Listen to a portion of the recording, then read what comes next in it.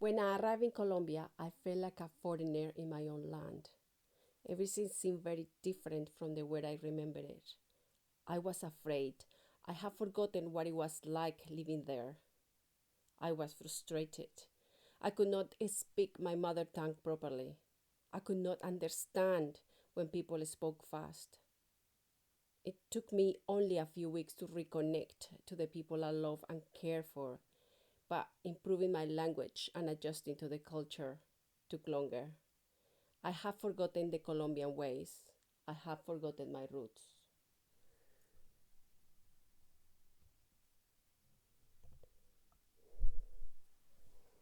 I have been living for almost 2 decades in New Zealand, but I still feel that I don't belong to this culture.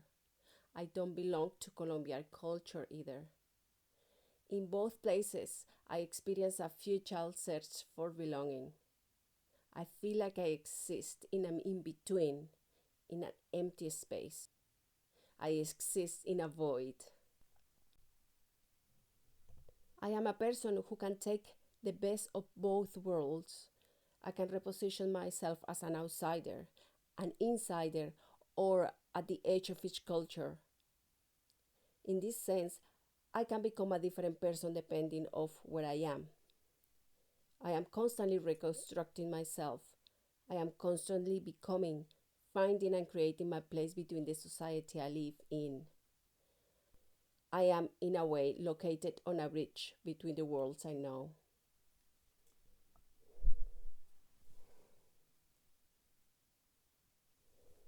I know you are curious to know why I chose to write about my life and some of my experiences. I realized that if we don't tell our own stories, other people will, and they will tell their own version of who we are. We could lose our identities in the process. It seems that people have the tendency to follow their own preconceptions of an identity. In this case, ours. Imagine if all of us will learn from others before rejecting or creating preconceived ideas of who they are.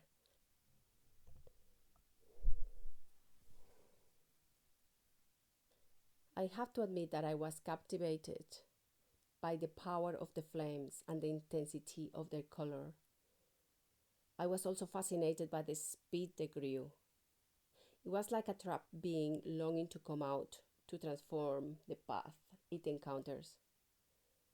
Now there are some black marks on the ceiling resembling Masahika Fukei's impressionistic and melancholic images from the solitude of ravens. The flames reminded me of the way Colombians reveal the passions.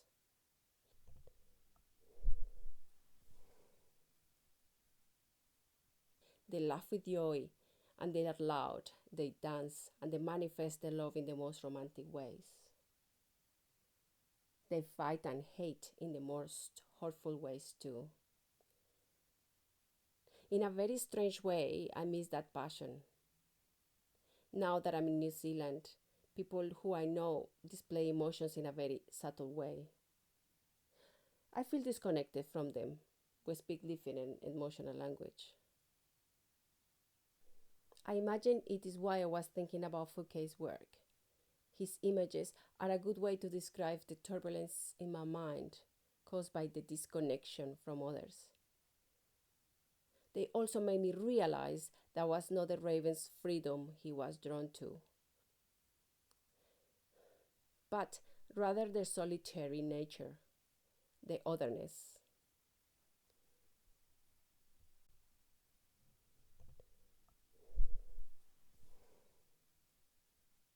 That night, I realized I had failed to protect my brother.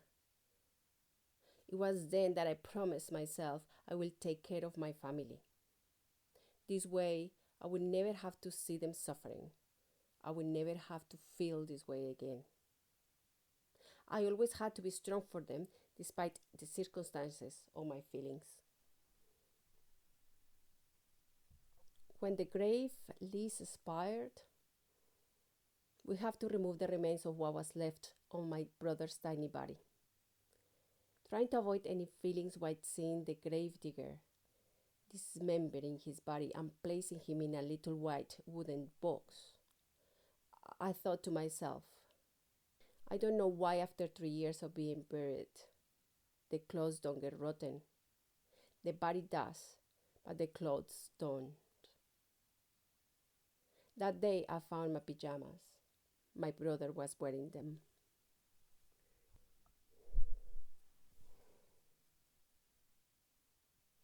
When I finally reunited with two of my sisters, my mom and my stepfather, it was one of the happiest days of my life. New Zealand adopted them too. We started a life together in Christchurch. I would no longer have to see my mother living and working under the circumstances she did, just surviving each day. I had met all the goals I planned for since I was a little girl, but I didn't know what to do next. I built my life around helping my family, and they did not need me anymore. I felt lost. I had lost my purpose, and I didn't know what to do next.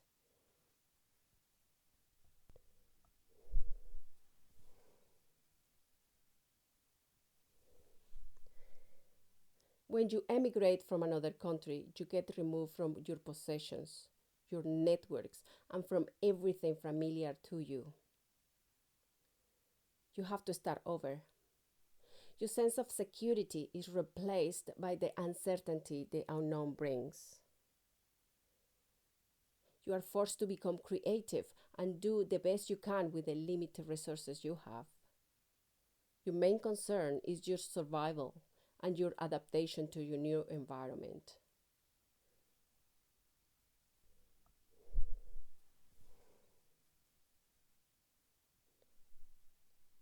Imagine arriving in an alien place and you notice that all the sounds you can hear around are unrecognizable. Then, while looking through a window, you observe people passing. They are unusual in appearance. They look blurry, and the earth seems to shimmer. After trying to make sense of your experience, you take a deep breath and try to focus on the apparent normality of the streets and the buildings, but everything else seems incoherent and meaningless.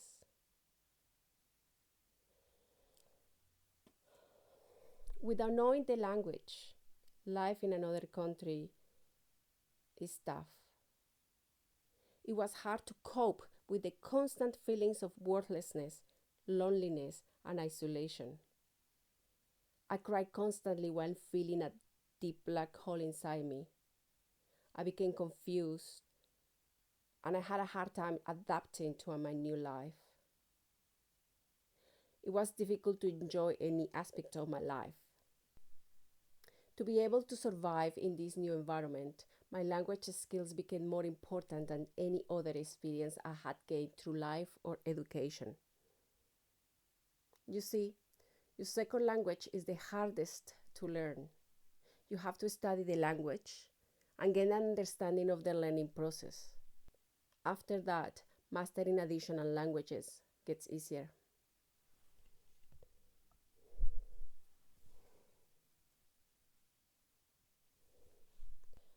Do you know what hard work means? I didn't know until I emigrated. A job became my livelihood and perhaps the only opportunity to start a new life. It meant freedom, social interactions, and a better future for me and for my family back in Colombia. A job became a tool for survival and adaptation. One day, I quit my engineering life. I started doing what I really wanted to do. I became an artist, a photographer. Once again, I found my purpose.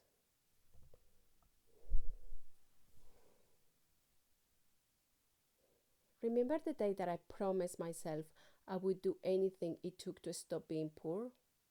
I was still living in Colombia. At the time, I related poverty to things like the look of the decaying corners of our house wall. But my poverty was not related to my possessions, but to the quality of the relationships with my family and almost non-existent friends. My poverty was connected to the way I felt and my perceived place in society. This promise helped me to get the courage needed to leave Colombia, to work hard, to send money home, to help part of my family to immigrate to New Zealand. Only recently, I found the richness I was looking for. I found it in the small things like the moments together with our loved ones or the appreciation of what we have.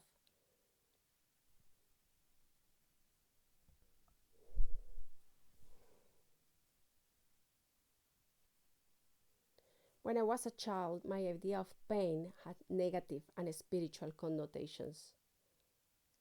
Pain was a way to be punished for bad behaviors or building a spiritual discipline via self-flagellation. What I never understood was how confessing to a priest of feeling physical pain could absolve me from my sins. Now I can see pain from a different point of view. Maybe the religious nature of the Colombian culture kept my eyes closed for many years. Perhaps leaving Colombia helped me to open my eyes and to see other realities and to expand my views about the world we live in.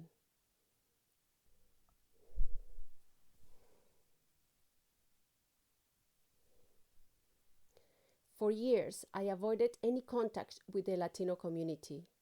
I wanted to adapt to the New Zealand ways fast. Regrettably, I lost myself in the process. My Colombian collective identity and strong ties with my family was replaced with a way of life that was individualistic, autonomous, and self-sufficient. I learned to be independent, but pay a high price: emptiness and loneliness. Finding myself was painful emotionally. During this process, I appropriated many aspects of the cultures I have been part of. But more importantly, I embraced my own roots. They are the essence of who I am. I find vitality in experiencing the exuberance of the Colombian culture. I look for ways to get infected with their contagious happiness, regardless of the situation. I feel inspired by their creativity and confused by their constant humor. I also admire the way they express their needs and feelings.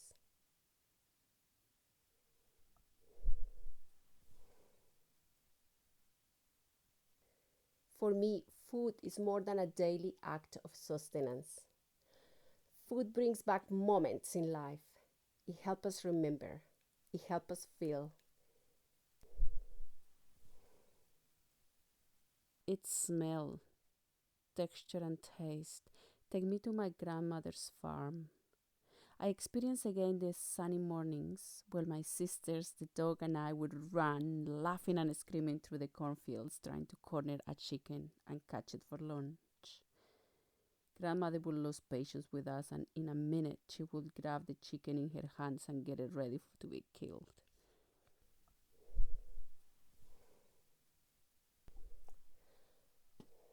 We always had an abundance of food, but most importantly, we had an abundance of memories. Colombian food keeps our family together. It also keeps the connections to our roots alive.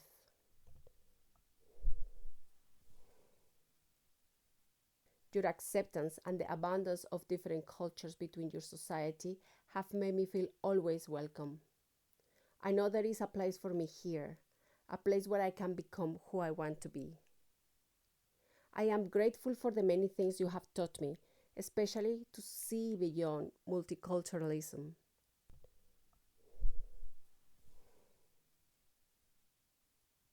Although different cultures live under your roof, your tolerance goes beyond basic understanding. Some of us learned to recognize similarities with people from different ethnic, religions, and cultural backgrounds. We let transculturality to shape our lives. We start seeing ourselves in the other so we can become more empathetic of the people that once we were perceived as different. Don't get me wrong, I never put my Colombian culture behind me. What I put behind was my past.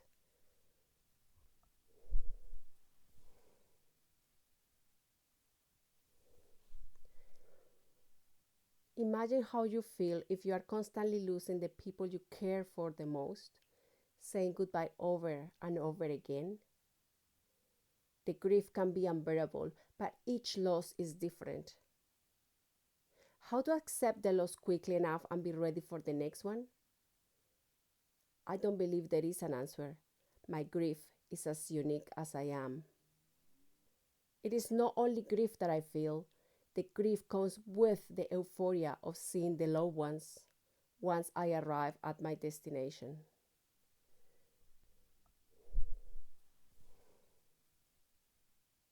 Once again, leaving my birth country was a bittersweet experience, but I'm glad that I'm back. Now I can appreciate more what Aotearoa has to offer.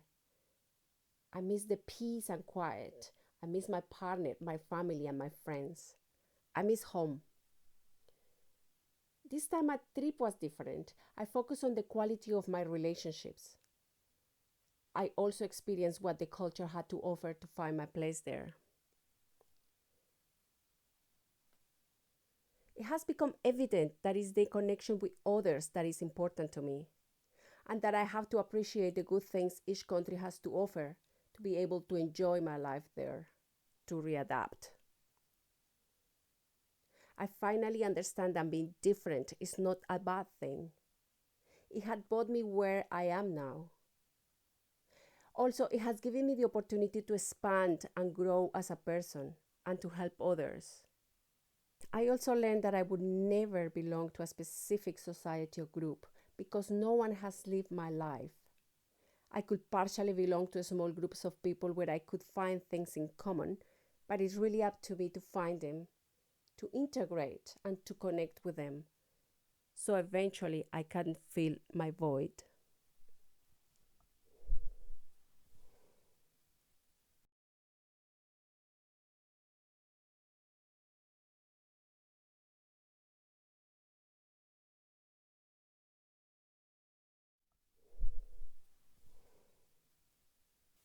From, from. Rah.